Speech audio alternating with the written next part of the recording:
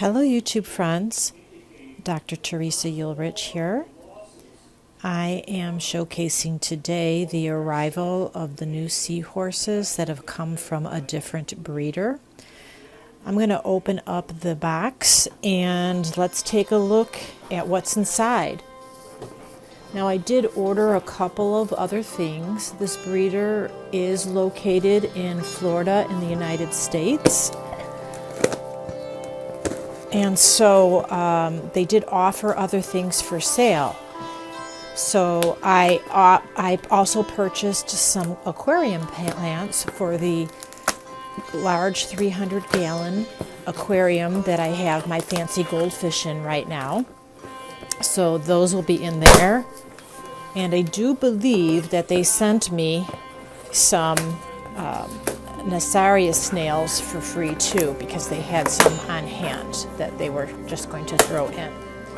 So when I look at the instructions here for acclimation, it is very similar to the instructions of the previous breeder, but there is a slight difference. So I am going to follow their recommendation. Here are my aquarium plants. There's some more plants here. Here are, it looks like a couple of Nassaria snails. And let's see the seahorses, how they are. Oh, they're beautiful. It looks like everybody is alive. Oh, they are just gorgeous. So the instructions say to just let them adjust to the room temperature for 20 minutes. And that's what I'm going to do for their acclimation. Just let them stay stable. And we'll come back 20 minutes later. Well, it's been 20 minutes. The seahorses have had time to adjust to the room temperature. I know it's really dark and hard to see. Let me see if I can get a different angle. But the next phase is having them float in their bag in the aquarium for another 20 minutes before I release them. Additionally, I have the little 6 baby Nassaria snails that they sent me for free, and those have also adjusted to room temperature, so I'm going to start acclimating them by just adding little bits of tank water, as is typical acclimation for invertebrates.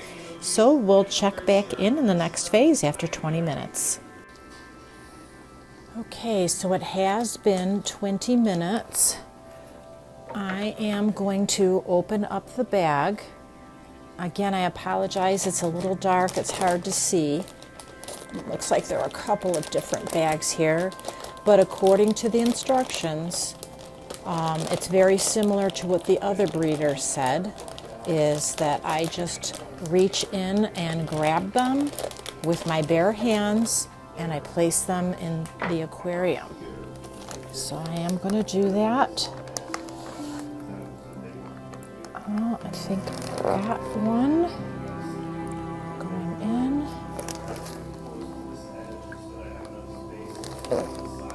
All right. And then I need to throw away the bag of water. It's a little hard to see, but they are in the aquarium.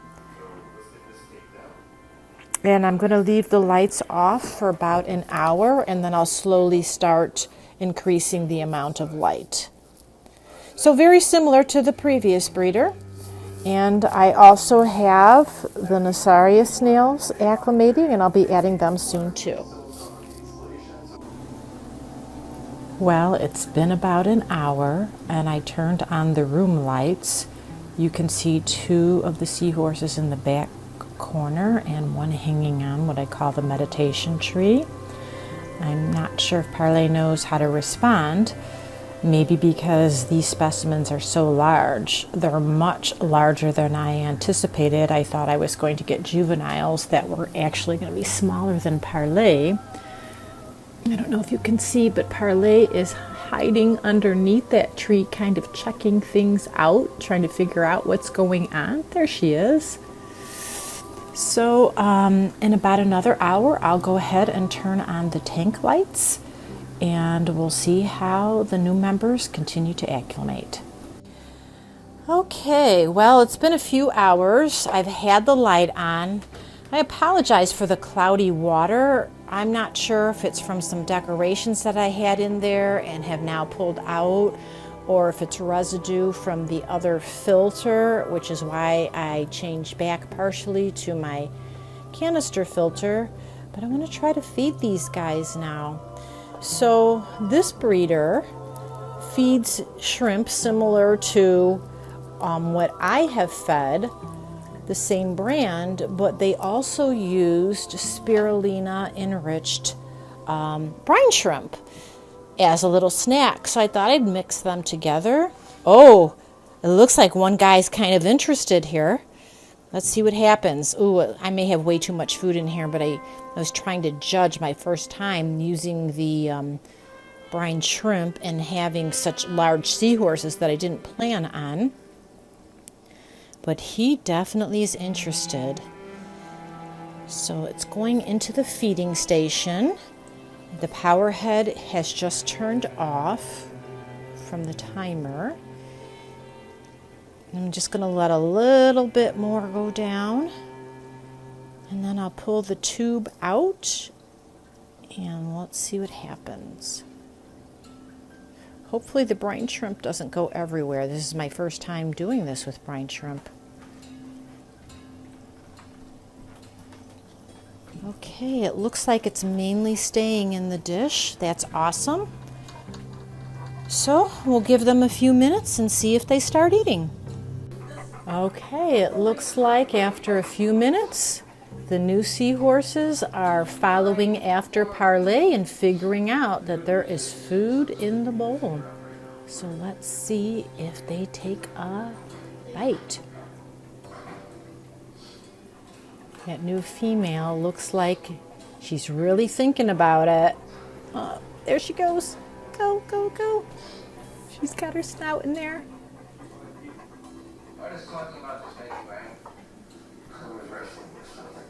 There she goes, yay! So that's the first one. And usually when one seahorse figures out where the food is, the others start to follow. They're pretty smart. So let's see if the male that's with her also realizes there's food in there. And then the other male who's hanging out in the meditation tree hopefully is getting a good view of everything going on. All right, well, that's a really good sign that one of them figured it out. Parley is going to be a good model for them. And we'll check back in with them in a few minutes to see if more of them start diving in.